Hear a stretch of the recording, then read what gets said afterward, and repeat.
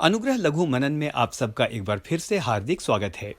मित्र, आज हम विचार करेंगे प्रार्थना के प्रभाव पर। यानी आज हम विचार ये करेंगे कि वचन के अनुसार कैसी प्रार्थना प्रभावशाली होती है या किस प्रकार की प्रार्थनाएं जल्दी सुनी जाती हैं। तो आज हम मनन करेंगे भजन संहिता 102 और उसके 17वें पद पर। यहाँ इस प्रकार से लिखा है, वह लाचार की प्रार्थना की ओर मुंह करता है और उसकी प्रार्थना को तुच्छ नहीं जानता। मित्र, मनन से पहले एक सवाल आपसे पूछना चाहता हूँ।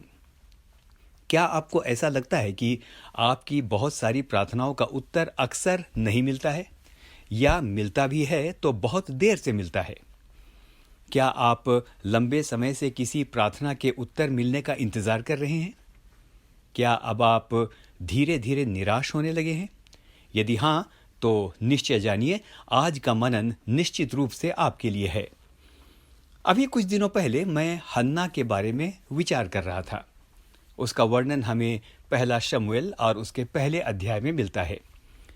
वचन बताता है कि वह निःसंतान थी, जिसके कारण उसे बहुत सामाजिक अपमान का सामना करना पड़ता था। सामाजिक अपमान तो फिर भी समझ में आता है, लेकिन उसके अपने परिवार में भी उसकी सौत पनिन्ना के ताने उसको लगातार सुनने पड़ते थे।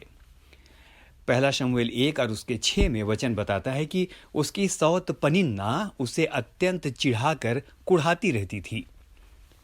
चलिए, ये तो घर की बात हुई, लेकिन 7वां पद ये बताता है कि पनिन्ना उसे तब भी चिढ़ाती थी जब वह यहोवा के भवन में जाती थी। यानी घर में भी अपमान, समाज में भी अपमान, और तो और यहोवा के भवन में भी अपमान। इन बातों का सामना हन्ना कर रही थी। मित्र, यहाँ एक विशेष बात आपसे कहना चाहता हूँ। ऐसा शायद आज हमारे जीवनों में भी हो सकता है। हमें सदा ध्यान देना चाहिए कि यदि कोई दुख का मारा, पीड़ित और आशीषों से वंचित मनुष्य हमें मिले, तो उसके बारे में व्यर्थ बातचीत हम न करें। आपको याद होगा कि यीशु एक दिन जब मार्ग में जा रहे थे, तो एक अंधा भिखारी मार्ग में जब मिला तो चेलों ने पूछा था, किसने पाप किया था जो ये अंधा जन्मा? मित्र, किसके जीवन में क्या दुख है, क्यों दुख है, उसका पाप है या नहीं है, उसका भूतकाल क्या है, यह जानना या इस आधार पर किसी के बारे में डिस्कस करना और बुरा सोचना और उसे चिढ़ाना हमारा बिजनेस कदापि नहीं होना चाहिए।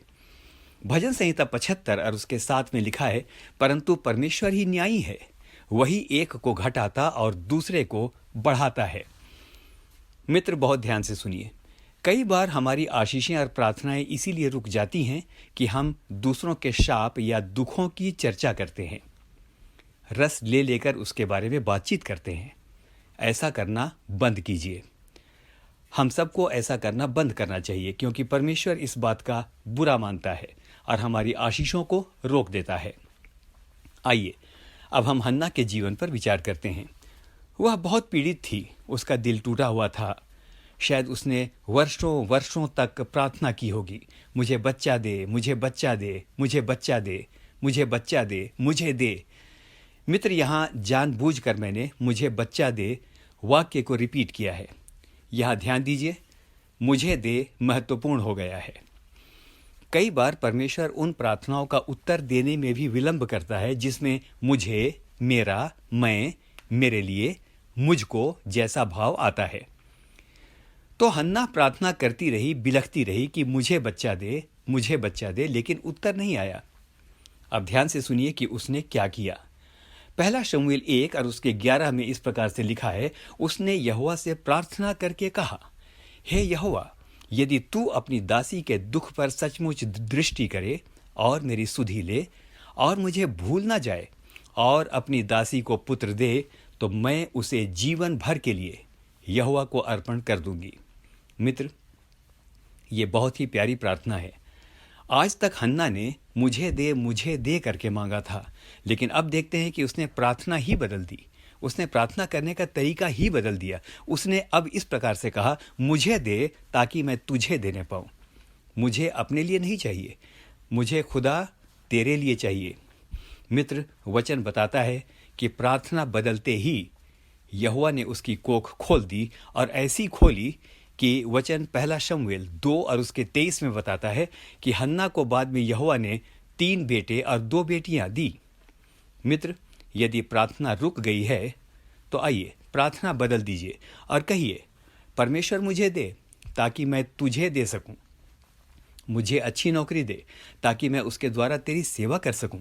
मेरे घर में कलह को दूर कर ताकि हम मिलकर तुझे स्तुति रूपी बलिदान दे सकें।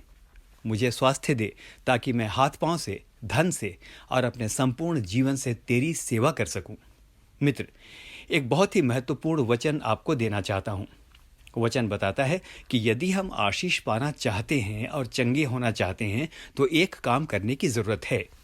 याकूब 5:16 में वचन इस प्रकार से कहता है, आपस में एक दूसरे के सामने अपने अपने पापों को मान लो और फिर एक दूसरे के लिए प्रार्थना करो जिससे चंगे हो जाओ। तो अभी तक हमने क्या देखा? हमने ये देखा कि अपनी प्रार्थना की सुनवाई के लिए हमें किसी की समस्या पर नंबर 1 टिप्पणी नहीं करनी चाहिए। दूसरी बात, यदि प्रार्थना लंबे समय तक सुनी नहीं जा रही है तो प्रार्थना बदल देनी चाहिए। और तीसरी बात, अपने पापों को मानकर एक दूसरे के लिए प्रार्थना करनी चाहिए। मित्र, आइए अब अंतिम बात देखेंगे कि आशीष पाने के लिए हमें कैसी प्रार्थना करनी चाहिए। अय्यूब 42 और उसके 10 में लिखा है, जब अय्यूब ने अपने मित्रों के लिए प्रार्थना की तब यहोवा ने उसका सारा दुख दूर किया। मित्र, एक सवाल है, क्या इससे पहले अय्यूब ने अपने दुखों को दूर करने के लिए प्रार्थना नहीं की होगी? अवश्य की होगी, लेकिन उसका दुख तब दूर हुआ जब उसने अपने मित्रों के लिए प्रार्थना की। आइए प्रार्थना करना सीखें, नए तरीके से प्रार्थना करना सीखें, एक दूसरे के लिए प्रार्थना करना सीखें और एक दूसरे को उठाएं। प्रार्थनाएं नहीं सुनी जा रही हैं तो प्रार्थनाओं को बदल दें। हम में से हर एक को प्रभु बहुतायत के साथ आशीष देगा। आमीन। और एक बार फिर से आप सबको यीशु मसीह के नाम पर फिर से कहना चाहता हूं, आमीन। बहुतायत के साथ आशीष मिले। धन्यवाद।